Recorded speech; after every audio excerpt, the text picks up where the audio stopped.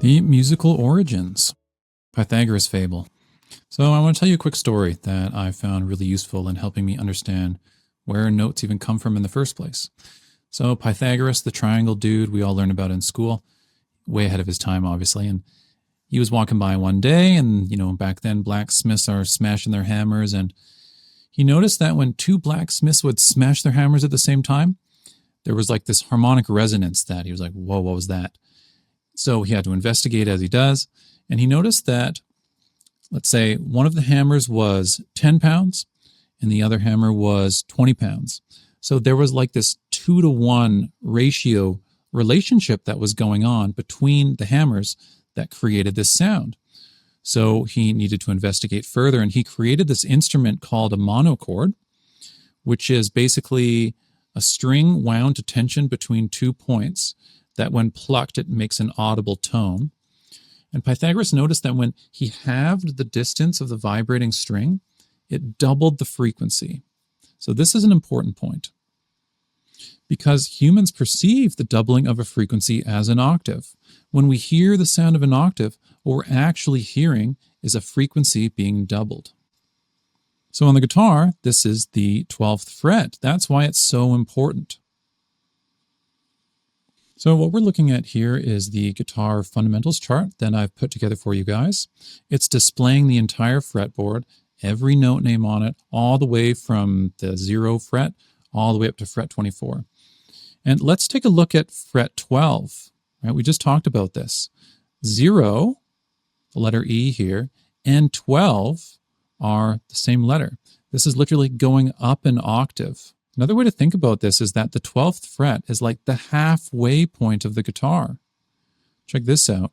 The 1st fret and the 13th fret are the same. 2, 14 are the same. 3, 15 are the same. It's like a mirror image of itself being replicated on the higher end of the guitar. Yours may or may not have 24 frets, but that's not the point. It's understanding the octave relationship that the guitar creates on the 12th fret. So if you know what the 1st fret is, you instantly know what 13 is. You're just adding 12 to it. It's another way to think about it. Our musical notes come from taking the space of a fundamental to its octave and dividing it into 12 equal parts. Virtually all of the music we have ever heard in our entire life was created using just these 12 notes. And here they are. Here's an interesting term for you: enharmonic, 2 notes which share the same pitch. So A sharp and B flat are enharmonic. C sharp and D flat. They both produce the same frequency, like it's literally the same fret, but depending on the context that the note is being played in, it will change names accordingly, as we'll see as we move on. Don't think too much about it right now. So a half step, the distance between 2 adjacent notes. It's the smallest unit of measurement in music. So D and D sharp E flat are 1 half step away. E and F are a half step away, and so on. Another name for a half step is a semitone or a tone. These are totally interchangeable. I just learned to say half step in my life, so that's how I say it. You may prefer the other. It's completely fine. A whole step is 2 half steps. We can measure, so to speak, how far away notes are from one another by using half steps. That's all we need to know at this point, that there are just 12 notes. They repeat themselves in various places on the guitar.